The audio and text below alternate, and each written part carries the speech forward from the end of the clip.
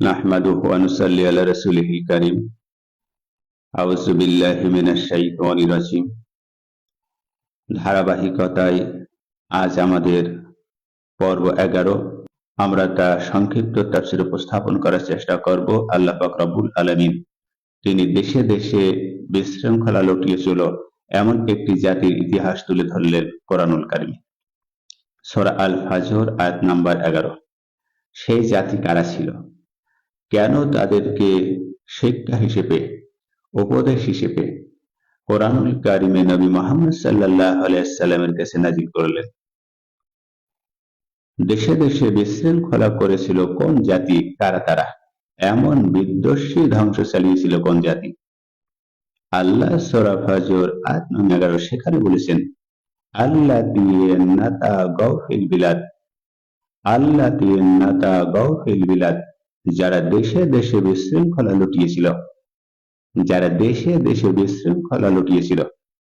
এই আয়াতের পরোক্ষ অর্থ হলো তাদের ক্ষমতা, তাদের সম্পদ এবং তাদের সামরিক শক্তি এত বিশাল ছিল যে তারা নিজেদেরকে অপরাজয় মনে করত। অপরাজয়, অপরাজয়ের মানে হলো তাদেরকেও পরাজয় করতে পারবে না, এটা তারা ভাবত। আমরাও এখন দেখতে পাই দেশে দেশে বিশৃঙ্খলা সৃষ্টি করে এমন জাতি ভরি ভরি আছে। সামরিক রাজনৈতিক অর্থনৈতিক, সামরিক রাজনৈতিক অর্থনৈতিক সব ক্ষেত্রে তারা সীমা ভেঙ্গে অত্যাচারকে স্বাভাবিক করে তুলেছিল। আল্লাহ তাদেরকে জানাচ্ছেন সীমা লঙ্ঘন যখন পদ্ধতিগত হয়ে যায়, পদ্ধতিগত, তার মানে আল্লাহর নিয়ম ভেঙ্গে তাদের নিয়ম পরিচালনা করে তখন ধ্বংস অবধারিত হয়ে যায়। তাদেরকে ধ্বংস অবধারিত হয়ে যায় যেখানে আল্লাহর নিয়ম না মেনে আল্লাহর সীমারেখা লঙ্ঘন করে চলে। তাহলে তাদের ক্ষমতা, তাদের সম্পদ, তাদের সামরিক শক্তি এত বিশাল হয়েছিল যে তারা নিজেদেরকে অপরাজয় মনে করত। সামাজিক, রাজনৈতিক, অর্থনৈতিক সব ক্ষেত্রে তারা সীমা ভেঙ্গে অত্যাচারকে স্বাভাবিক করে তুলেছিল। এই জন্য আল্লাহ তাদেরকে ধ্বংস করেছিলেন। কারা তারা? ঐতিহাসিক প্রেক্ষাপট যদি আমরা দেখি তাহলে এই 11 নং আয়াত বিশেষভাবে ইঙ্গিত করে যে আজ জাতি তারা ছিল ইরাম, তাদের প্রধান শহর ছিল ইরাম এবং ছিল সামুদ জাতি। তাহলে আজ জাতি, ইরাম এবং সামুদ জাতি তারা আরব উপদ্বীপে সবচাইতে শক্তিশালী সভ্যতা ছিল। তাদের প্রযুক্তি, স্থাপত্য, সামরিক শক্তি সেই সময় অতুলনীয় ছিল।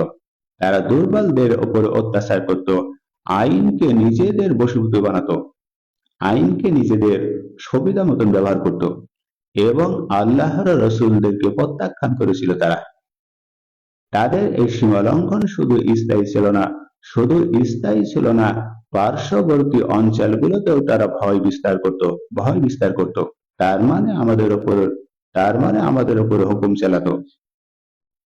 বিভিন্ন সরকার এমন দুর্নীতি চালায়।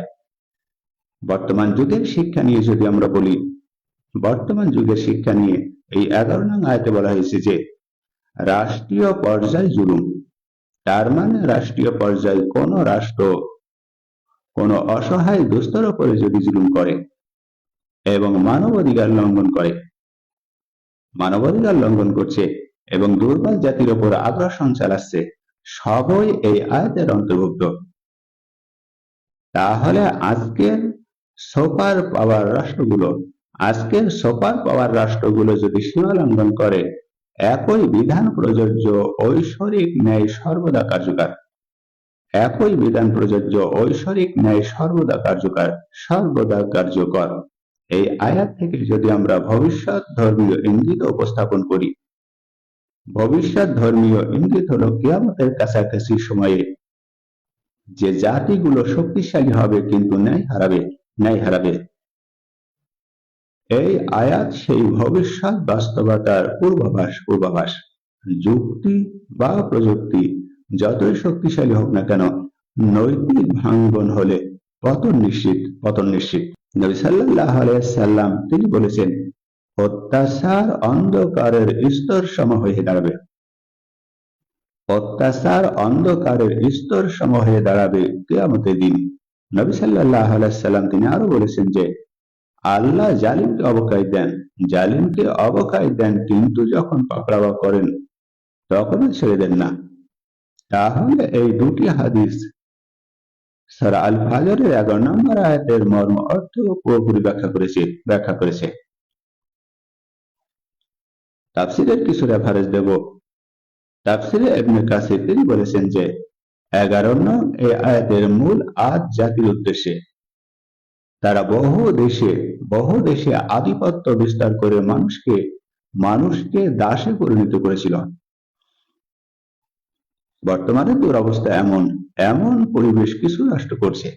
তাহলে সীমা লঙ্ঘন বলতে বোঝানো হয়েছে মানুষের সম্পদ দখল, দুর্বলদের অধিকার হরণ, যুদ্ধ করে জনপদ ধ্বংস করা, আল্লাহর বিধান প্রত্যাখ্যান করা। তাদের জুলুম ছিল প্রাতিষ্ঠানিক, যেমন রাজনীতি, বিচার ব্যবস্থা, ব্যবসা বাণিজ্য সবর মধ্যে অন্যায় যুক্ত হয়েছিল। তারা সবকিছুর ভেতরে অন্যায় যুক্ত করেছিল। বিজ্ঞান বলেছে বহু সভ্যতা যেমন বেবিলন, রোম, মিশর, ইনকা, তাদের পতনের আগে একটি সাধারণ বৈশিষ্ট্য দেখা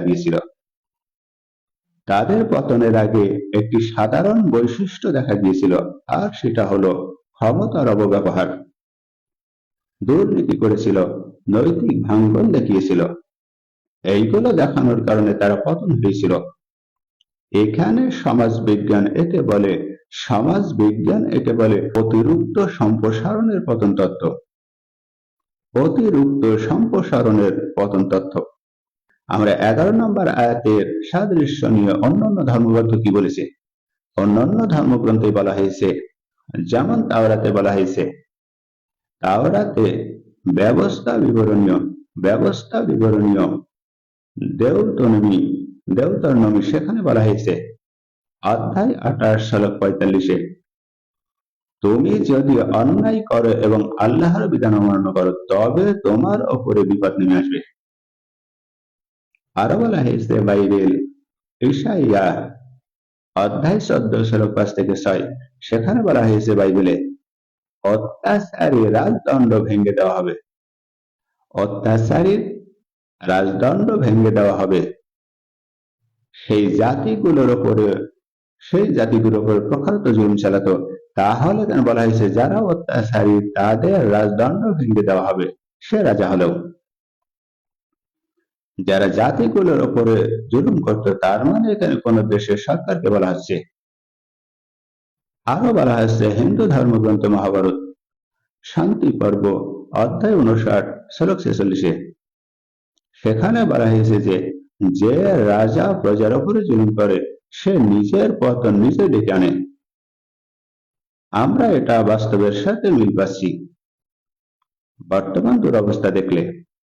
আরো বলা হয়েছে হিন্দু ধর্মগ্রন্থ ঋগ্বেদ মন্ডল 4 সূক্ত 5 শ্লোক 6, অত্যাচার ও সীমা লঙ্ঘনকারী রাজা দেবতাদের ক্রোধে ধ্বংস হয়।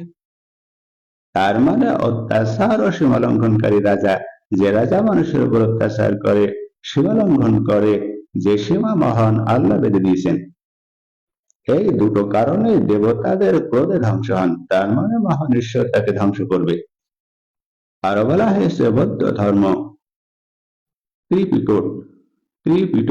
ত্রিপিটক বৌদ্ধ ধর্ম, সেখানে বলা হয়েছে অধ্যায় 21 শ্লোক 130, সেখানে বলা হয়েছে যে শক্তিশালী হয়েও দুর্বলকে কষ্ট দেয় তার ভবিষ্যৎ অন্ধকার দ্বারা পরিণত হবে। তাহলে এই সব ধর্মগ্রন্থ একই শিক্ষা দিচ্ছে যে জুলুমের সীমা লঙ্ঘন কখনো স্থায়ী হয় না। তাহলে সারাংশে এটা হলো যে সূরা আল ফাজর আয়াত নাম 11, সেখানে বলা হয়েছে ইতিহাসে বহু শক্তিশালী জাতি ছিল যারা অন্যায়কে নিয়ম বানিয়ে ফেলেছিল। তাদের সীমা লঙ্ঘন তাদের ধ্বংস ডেকে এনেছিল। তাহলে ন্যায়ধর্মী সমাজ টিকে থাকে, জুলুমের সভ্যতা নয়। এখানে সংক্ষিপ্ত সারমর্ম এটাই হলো যে যে জাতি সীমাহীন অত্যাচার সরিয়ে দেয়, যে জাতি সীমাহীন অত্যাচার সরিয়ে দেয়, আল্লাহ তাদেরকে ছেড়ে দেন না। মহান আল্লাহ ন্যায় বিচার ইতিহাসে বারবার পতিত হয়েছে। মহান আল্লাহর ন্যায় বিচার ইতিহাসে বারবার পতিত হয়েছে। এই জন্য মহান আল্লাহ তিনি সূরা আল ফাজর আয়াত নম্বর 11-তে ঘোষণা করেছেন।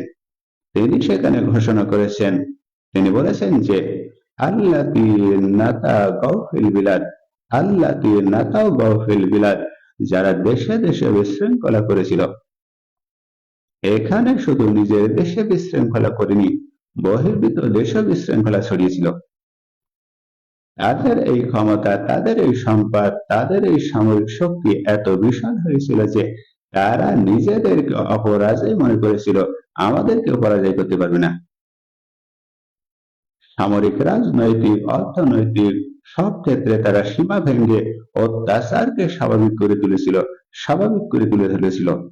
এটা স্বাভাবিক, এটা কোনো ব্যাপারই নয়। আল্লাহ তাদেরকে জানিয়ে দিয়েছেন এবং এই সীমা লঙ্ঘন যখন পদ্ধতিগত হয়েছে তখন তারা ধ্বংস হয়েছিল।